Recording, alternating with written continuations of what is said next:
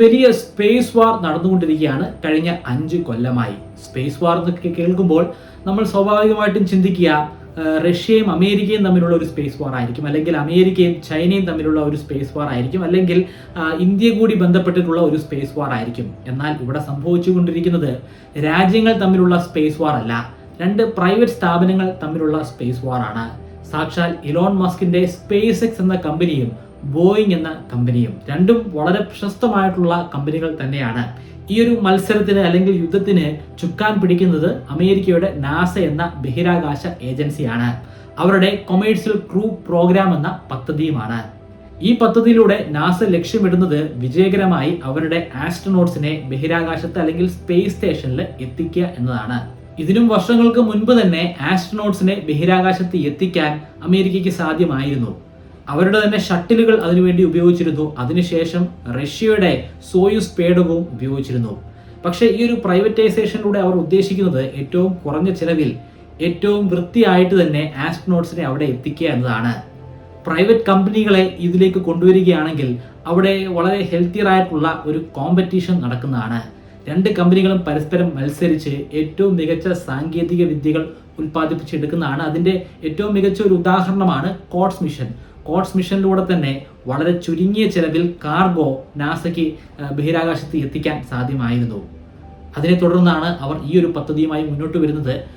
വ്യത്യസ്തമായിട്ടുള്ള കമ്പനികൾക്ക് ഇതിൽ അപേക്ഷിക്കാമായിരുന്നു. അങ്ങനെ അപേക്ഷിച്ച കമ്പനികളിൽ നിന്നും അവർ 2 കമ്പനികളെ തിരഞ്ഞെടുത്തു. ഒന്ന് സ്പേസ് എക്സ് ആണ്, മറ്റൊന്ന് ബോയിങ് എന്ന കമ്പനിയാണ്. 2 കമ്പനികൾക്കും വ്യത്യസ്തമായിട്ടുള്ള തുകയാണ് നാസ റിലീസ് ചെയ്തത്. ബോയിങ് കമ്പനിക്ക് 420 കോടി അമേരിക്കൻ ഡോളേഴ്സ് ആണ് കൊടുത്തതെങ്കിൽ ഇലോൺ മസ്കിന്റെ സ്പേസ് എക്സ് എന്ന കമ്പനിക്ക് 260 കോടി അമേരിക്കൻ ഡോളർ ആണ് കൊടുത്തത്. ബോയിങ് ആണ് കൂട്ടത്തിൽ ഏറ്റവും കോംപ്ലിക്കേറ്റഡ് ആയിട്ടുള്ള പദ്ധതി നടപ്പിലാക്കുന്നത്.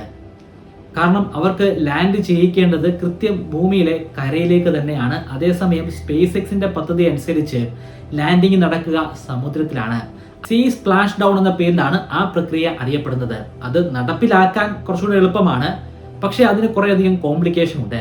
കൃത്യമായിട്ട് സമുദ്രത്തിന്റെ ഏത് ഭാഗത്താണ് ഇത് ഒന്ന് സ്പ്ലാഷ് ഡൗൺ ചെയ്യുന്നതെന്ന് നിർവചിക്കാൻ പ്രയാസമാണ്. അതിനു പുറമെ ഒരു കപ്പല് അവിടെ അറേഞ്ച് ചെയ്ത് നിർത്തേണ്ടതായിട്ടുണ്ട്. അതിന് ധാരാളമായിട്ട് ക്രൂ ഉണ്ടായിരിക്കുന്നതാണ്. അവരെ ആ പേടകത്തിൽ നിന്നും റെസ്ക്യൂ ചെയ്ത് കരയിൽ എത്തിക്കേണ്ടതായിട്ടുണ്ട്. അവർക്ക് വേണ്ട ചികിത്സകളൊക്കെ അതിന് ശേഷമാണ് കൊടുക്കുന്നത്. ബോയിങ്ങിന്റെ സ്റ്റാർലൈനർ കൃത്യം കരയിൽ തന്നെ ലാൻഡ് ചെയ്യും. അത് എവിടെയാണ് ലാൻഡ് ചെയ്യുന്നതെന്ന് നമുക്ക് കൃത്യമായിട്ട് നിർവചിക്കാനും സാധിക്കുന്നതാണ്. അങ്ങനെ സ്പേസ് വാർ ആരംഭിക്കുകയാണ്. 2018 തന്നെ ആദ്യത്തെ അൺമാൻഡ് മിഷൻ അല്ലെങ്കിൽ ആസ്ട്രോനോട്ട്സ് ഇല്ലാത്ത മിഷൻ നടപ്പിലാക്കുമെന്ന് ബോയിങ് അനൗൺസ് ചെയ്തു. സ്പേസ് എക്സ് അനൗൺസ് ചെയ്തത് 2019 എന്ന മിഷൻ ആയിരുന്നു. ആദ്യം തന്നെ നമ്മളൊരു സാങ്കേതിക വിദ്യ ഉണ്ടാക്കിയെടുത്തു കഴിഞ്ഞാൽ അത് ഇംപ്ലിമെന്റ് ചെയ്തു കഴിഞ്ഞാൽ മനുഷ്യരെ അതിലേറ്റി ബഹിരാകാശത്തേക്ക് അയക്കാൻ സാധിക്കുകയില്ല. അതിന് കുറേയധികം പ്രൊസീജിയറുകളുണ്ട്. ആദ്യമായിട്ട് അത്തരത്തിലുള്ള ഒരു സ്പേസ് ക്രാഫ്റ്റ് ഉണ്ടാക്കിയതിന് ശേഷം ആദ്യം നടപ്പിലാക്കേണ്ടത് അൺമാൻഡ് മിഷൻ ആയിരിക്കണം. അതായത് ആസ്ട്രോനോട്ട്സ് ഇല്ലാത്ത ഒരു കാലിയായ പേടകത്തെ വേണം അവിടേക്ക് അയക്കാൻ. ഗഗൻയാൻ മിഷനിലൂടെ നമ്മൾ അത് നടപ്പിലാക്കിയിരുന്നു, ഇന്ത്യ നടപ്പിലാക്കിയിരുന്നു. അതുപോലെ മനുഷ്യരെ വീണ്ടും ചന്ദ്രനിലേക്ക് അയക്കാൻ വേണ്ടിയുള്ള നാസയുടെ ആർട്ടമിസ് മിഷനിലും അത് നടപ്പിലാക്കിയിരുന്നു. അതുമായി ബന്ധപ്പെട്ടൊക്കെ ഞാൻ വീഡിയോ ചെയ്തപ്പോൾ കുറേയധികം പേർ കമന്റ് ചെയ്തിരുന്നു. വർഷങ്ങൾക്ക് മുൻപ് തന്നെ അപ്പോളോ മിഷനിലൂടെ മനുഷ്യരെ അവിടെ ലാൻഡ് ചെയ്യിപ്പിക്കാൻ സാധിച്ചെങ്കിൽ വീണ്ടും ഡെമോ മിഷനുകൾ നടപ്പിലാക്കുന്നത് എന്തിനാണ്? അന്ന് വിക്ഷേപിച്ച ആ സാങ്കേതിക വിദ്യ അല്ല ഇന്ന് ഉപയോഗിക്കുന്നത്. അന്ന് വിക്ഷേപിച്ച ആ പേടകവുമല്ല, അന്ന് വിക്ഷേപിക്കാൻ ഉപയോഗിച്ച റോക്കറ്റുമല്ല ഇപ്പോൾ ഉപയോഗിക്കുന്നത്. പുതിയതായിട്ട് ഇത്തരത്തിൽ സ്പേസ് ക്രാഫ്റ്റുകൾ ഉണ്ടാക്കി കഴിഞ്ഞാൽ അത് ആദ്യം മനുഷ്യരില്ലാതെ പരീക്ഷിക്കേണ്ടതായിട്ടുണ്ട്. അത്തരത്തിലുള്ള ഒരു പരീക്ഷണം ഇവിടെയും അനിവാര്യമാണ്. അങ്ങനെയാണ് 2018, 2019 എന്ന തീയതികൾ വരുന്നത്. 2018 പക്ഷേ ബോയിങ്ങിന് അത് നടപ്പിലാക്കാൻ സാധ്യമായില്ല. സാങ്കേതികപരമായിട്ടുള്ള തകരാറ് മൂലം അവർക്കത് 2019 മാറ്റിവെക്കേണ്ടി വന്നു.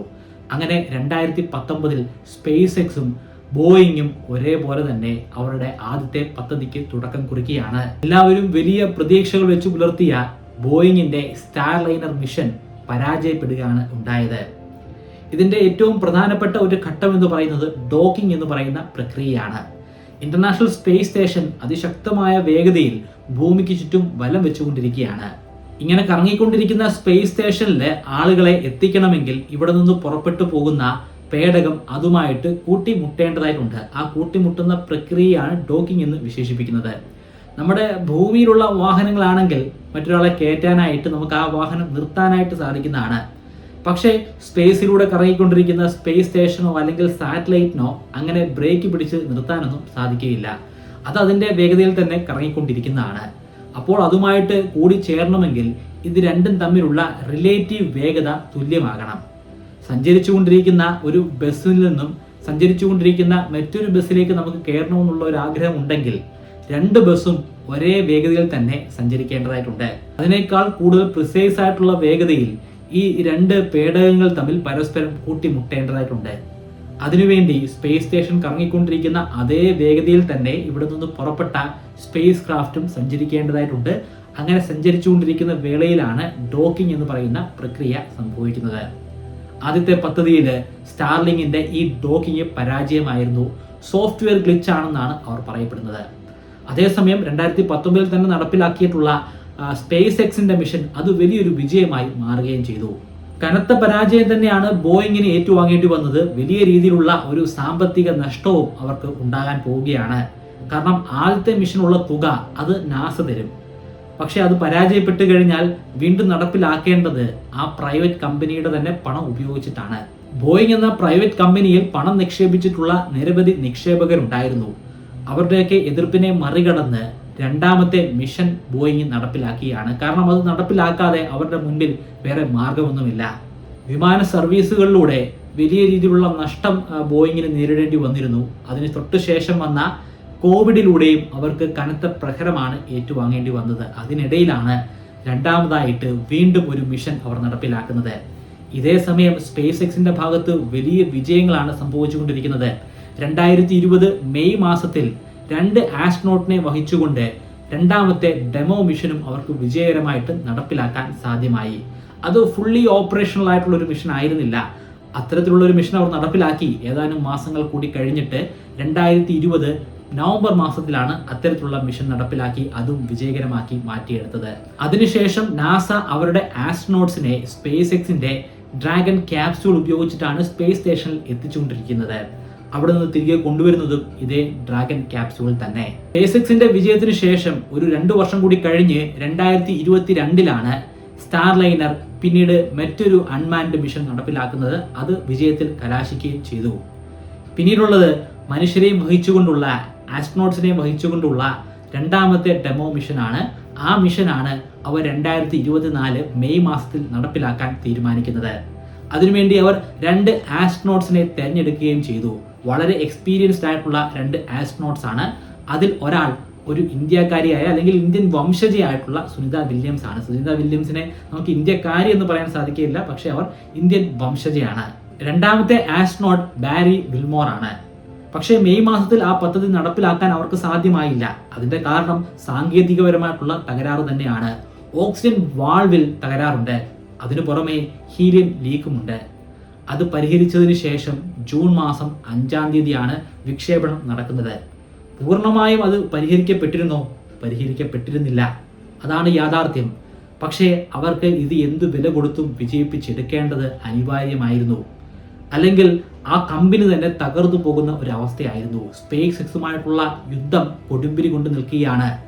സ്പേസ് എക്സ് ഇപ്പോൾ തന്നെ വിജയിച്ചു കഴിഞ്ഞിരിക്കുന്നു. പക്ഷേ ഇനി ഇത് നീട്ടിക്കൊണ്ടുപോകാൻ സാധിക്കുന്നതല്ല. അതുകൊണ്ട് ഹീലിയം ലീക്ക് വകവെക്കാതെ അവർ ആ വിക്ഷേപണം നടപ്പിലാക്കുകയാണ്. ഹീലിയം ലീക്ക് ഉണ്ടാകുമെന്ന് അവർക്കറിയാമായിരുന്നു. പക്ഷേ അതൊരു ചെറിയ ശതമാനം മാത്രമേ സംഭവിക്കുകയുള്ളൂ. അതുകൊണ്ട് ഈ ആസ്ട്രോനോട്ട്സിന് കാര്യമായിട്ടുള്ള പ്രഹരമൊന്നും ഏൽക്കുകയില്ല എന്ന് അവർക്ക് 100% ഉറപ്പുണ്ടായിരുന്നു. എന്നാൽ കാര്യങ്ങൾ അങ്ങനെയല്ല കടന്നു പോയത്. അവർ പ്രതീക്ഷിച്ചതിലും കൂടുതലായിട്ട് ഹീലിയം ലീക്ക് ചെയ്യുകയുണ്ടായി. മാത്രമല്ല നിരവധി ത്രസ്റ്ററുകൾ 5 ത്രസ്റ്ററുകൾ കൃത്യമായിട്ട് പ്രവർത്തിച്ചിരുന്നില്ല. ഈ ത്രസ്റ്റർ ഉപയോഗിച്ചിട്ടാണ് കൃത്യമായിട്ട് പേടകത്തിന്റെ ഓർബിറ്റിൽ മാറ്റങ്ങൾ വരുത്തുന്നത്. ത്രസ്റ്ററുകൾ കൃത്യമായ രീതിയിൽ കൃത്യമായ ഓറിയന്റേഷനിൽ ജ്വലിക്കുന്നത് കാരണമാണ് അത് കൃത്യമായിട്ട് പ്രവർത്തിക്കുക. 5 ത്രസ്റ്ററുകൾ തകരാറ് സംഭവിച്ചിരിക്കുന്നു. അത് നിസ്സാരമായിട്ടുള്ള ഒരു തകരാറല്ല. എന്തായാലും വിജയകരമായിട്ട് സുനിത വില്യംസിനെയും ബാരി വിൽമോറിനെയും വഹിച്ചുകൊണ്ടുള്ള ആ സ്റ്റാർലൈനർ സ്പേസ് ക്രാഫ്റ്റിന് ഇന്റർനാഷണൽ സ്പേസ് സ്റ്റേഷനുമായിട്ട് ഡോക്ക് ചെയ്യാൻ സാധ്യമായി ജൂൺ മാസം 6-ാം തീയതിയാണ് അവരവിടെ എത്തിച്ചേരുന്നത്. ഒരു ഡെമോ മിഷനുമായി ബന്ധപ്പെട്ടിട്ടാണ് അവരവിടെ എത്തിച്ചേർന്നിരിക്കുന്നത്. തിരികെ മടങ്ങി വരണം, മടങ്ങി വന്നാൽ മാത്രമേ ഇതൊരു വിജയകരമായിട്ടുള്ള ഡെമോൺസ്ട്രേഷനായിട്ട് കാണിക്കാൻ ബോയിങ്ങിന് സാധ്യമാവുകയുള്ളൂ. പക്ഷേ തിരികെ വരുമ്പോൾ വീണ്ടും പ്രശ്നമുണ്ട്. അവിടെ നിന്ന് ഇങ്ങോട്ട് പുറപ്പെട്ടപ്പോൾ തന്നെ 5 ത്രസ്റ്ററുകൾ പ്രവർത്തനരഹിതമായി. ഹീലിയത്തിൽ ചോർച്ചയുണ്ട്. എന്തിനാണ് ഈ ഹീലിയം? ആ ഹീലിയത്തിന്റെ പ്രാധാന്യം എന്താണ്? കാർഗോയുമായിട്ട് വഹിച്ചു കൊണ്ടുപോകുന്ന പേടകത്തിന്റെ ഉള്ളിൽ ഹീലിയത്തിന്റെ സാന്നിധ്യം ഉണ്ടാകണമെന്നില്ല. അവിടെ ത്രസ്റ്ററുകൾ പ്രവർത്തിപ്പിക്കാൻ ആവശ്യമായിട്ടുള്ള അതിന്റെ ഇന്ധനത്തെ കൃത്യമായിട്ട് ജ്വലിപ്പിക്കാൻ ആവശ്യമായിട്ടുള്ള ഹീലിയമാണ് വേണ്ടി വരിക. പക്ഷേ മനുഷ്യരെ വഹിച്ചു കൊണ്ടുപോകുന്ന പേടകമാണെങ്കിൽ അതിന്റെ ഉള്ളിൽ മനുഷ്യർക്ക് ജീവിക്കാൻ സാധിക്കുന്ന തരത്തിലുള്ള ഒരു മർദ്ദം സൃഷ്ടിക്കേണ്ടതായിട്ടുണ്ട്. നമ്മൾ ഭൂമിയുടെ പ്രതലത്തിൽ നിൽക്കുമ്പോൾ നമുക്ക് ഒരു അറ്റ്മോസ്ഫിയറിക് പ്രഷർ അല്ലെങ്കിൽ അന്തരീക്ഷ മർദ്ദം അനുഭവിക്കാൻ സാധിക്കുന്നുണ്ട്. പരിണാമപരമായിട്ട് ആ അന്തരീക്ഷ മർദ്ദത്തിൽ ജീവിച്ചു പോകാൻ പറ്റുന്ന രീതിയിലാണ് നമ്മുടെ ശരീരഘടനയുള്ളത്. പക്ഷേ മുകളിലേക്ക് കുതിച്ചുയരുന്ന ഈ സ്പേസ് ക്യാപ്സ്യൂളിന്റെ ഉള്ളിൽ അത്തരത്തിലുള്ള ഒരു മർദ്ദമില്ല. നമ്മൾ നിൽക്കുന്ന പ്രതലത്തിന് കൃത്യമായിട്ടുള്ള അളവിലുള്ള നൈട്രജൻ എന്ന വാതകമുണ്ട്, അതുപോലെ ഓക്സിജൻ ഉണ്ട്. വളരെ നിസാരമായ അളവിൽ 0.04% മാത്രം അളവിൽ കാർബൺ ഡൈ ഓക്സൈഡും ഉണ്ട്. ഓക്സിജൻ ഉണ്ടായിരിക്കണം, അതിനേക്കാൾ ഉയർന്ന അളവിൽ നൈട്രജൻ എന്ന വാതകം ഉണ്ടായിരിക്കണം. പക്ഷേ നൈട്രജനെ അത്തരത്തിൽ ക്യാപ്സൂളിൽ നിറയ്ക്കുന്നത് വളരെയധികം അപകടം നിറഞ്ഞ ഒരു പ്രക്രിയയാണ്. കാരണം നൈട്രജൻ വലിയ അളവിൽ റിയാക്ട് ചെയ്യുന്നതാണ്. അതിൻ്റെ പെർസെൻറ്റേജ് ആണ് വളരെ കൂടുതൽ. ഓക്സിജൻ്റെ പെർസെൻറ്റേജ് കമ്പാരിറ്റീവ്ലി വളരെ കുറവാണ്. കാരണം അന്തരീക്ഷത്തിലും അത്ര മാത്രമേ ഓക്സിജൻ അടങ്ങിയിട്ടുള്ളൂ. ഓക്സിജൻ ഒത്തിരി കൂടുതലാണെങ്കിലും പ്രശ്നമാണ്.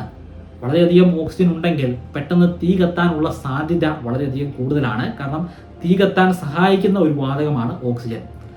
പക്ഷെ നൈട്രജൻ അവിടെ അളവിൽ വളരെ കൂടുതലായതുകൊണ്ട് നൈട്രജനെ തീർച്ചയായിട്ടും മാറ്റേണ്ടതായിട്ടുണ്ട്. അതിന് പകരമായിട്ട് ചേർക്കുന്ന വാതകമാണ് ഹീലിയം. ഹീലിയത്തിന്റെ പ്രത്യേകത എന്ന് പറയുന്നത് അതിന് വലിയ ഭാരമൊന്നുമില്ല. അതുകൊണ്ട് തന്നെ സ്പേസ് ക്രാഫ്റ്റിൽ നിറയ്ക്കുന്നത് കൊണ്ട് വലിയ പ്രശ്നങ്ങൾ സൃഷ്ടിക്കപ്പെടുന്നില്ല. അതിനു പുറമെ അതൊരു ഇനേർട്ട് ഗ്യാസ് ആണ്. അതായത് അത് മറ്റുള്ള എലമെന്റുകളുമായിട്ട് റിയാക്ട് ചെയ്ത് ഒരു കോമ്പൗണ്ടായി മാറുന്നില്ല. അങ്ങനെ കോമ്പൗണ്ടായിട്ട് മാറാത്തത് കൊണ്ട് തന്നെ അത് ഇനേർട്ടായിട്ട് ഹീലിയമായിട്ട് തന്നെ എപ്പോഴും അവിടെ നിലനിൽക്കുന്നതാണ്. ഇങ്ങനെ നിറച്ചിരിക്കുന്ന ഹീലിയത്തിലാണ് ലീക്ക് സംഭവിച്ചിരിക്കുന്നത്. അതായത് അതിൻ്റെ ഉള്ളിലുള്ള മർദ്ദത്തിൽ മാറ്റങ്ങൾ സംഭവിക്കുന്നതാണ്. അത് ആസ്ട്രോനോട്ട്സിനെ കാര്യമായിട്ട് ബാധിക്കുന്നതാണ്. ആ ലീക്ക് ഒരു ചെറിയ ശതമാനമാണെങ്കിൽ നെഗ്ലിജിബിൾ ആയിട്ടുള്ള അല്ലെങ്കിൽ നിസ്സാരമായിട്ടുള്ള ഒരു മാറ്റം മാത്രമേ പ്രഷറിൽ ഉണ്ടാക്കുകയുള്ളൂ. എന്നാൽ ഇവിടെ നിന്ന് വിക്ഷേപിക്കുന്നതിന് മുൻപ് അവർ മനസ്സിലാക്കിയെടുത്ത അല്ലെങ്കിൽ അവർ പ്രെഡിക്റ്റ് ചെയ്ത ലീക്കിനേക്കാൾ കൂടുതലായിട്ട് ഹീലിയം ലീക്ക് ചെയ്തിട്ടുണ്ടായിരുന്നു. അതിൻ്റെ അർത്ഥം തിരിച്ചു വരുന്ന മിഷനിടയിൽ ആ ഹീലിയത്തിൻ്റെ ലീക്ക് കൂടാനുള്ള സാധ്യതയുണ്ട്. 5 ത്രസ്റ്ററുകൾ കൃത്യമായിട്ട് പ്രവർത്തിച്ചിട്ടില്ല. തിരിച്ചു വരുമ്പോൾ ആ 5 എന്നുള്ള എണ്ണത്തിൽ വർധനവ് വരാനുള്ള ഒരു സാധ്യതയുണ്ട്. സ്റ്റാർലൈനർ എന്ന് പറയുന്ന പേടകത്തിന് പ്രധാനമായിട്ടും 2 ഭാഗങ്ങളാണ് ഉള്ളത്. ഒന്നൊരു ക്രൂ മൊഡ്യൂളാണ്, മറ്റൊന്നൊരു സർവീസ് മൊഡ്യൂളാണ്. പേരിൽ സൂചിപ്പിക്കുന്നത് പോലെ തന്നെ ക്രൂ മൊഡ്യൂളിലാണ് ക്രൂ അല്ലെങ്കിൽ ആസ്ട്രോനോട്ട്സ് അടങ്ങിയിരിക്കുന്നത്. സർവീസ് മൊഡ്യൂള് ഈ ക്രൂ മൊഡ്യൂളിന് ആവശ്യമായിട്ടുള്ള സർവീസുകൾ നൽകുന്നതാണ്. സർവീസ് മൊഡ്യൂളിലാണ് ത്രസ്റ്ററുകൾ ഘടിപ്പിച്ചിരിക്കുന്നത്. ആ ത്രസ്റ്ററുകൾ ഉപയോഗിച്ചിട്ടാണ് സർവീസ് മൊഡ്യൂള് കൃത്യമായിട്ടുള്ള ഒരു ഓർബിറ്റിലേക്ക് ക്രൂ മൊഡ്യൂളിനെ എത്തിക്കുന്നത്. ബഹിരാകാശത്തു നിന്നും ഭൂമിയുടെ പ്രതലത്തിലേക്ക് കൃത്യമായിട്ട് ലാൻഡ് ചെയ്യിക്കണമെങ്കിൽ കൃത്യമായിട്ടുള്ള ഒരു ഓർബിറ്റിൽ ക്രൂ മൊഡ്യൂളിനെ എത്തിക്കേണ്ടതായിട്ടുണ്ട്.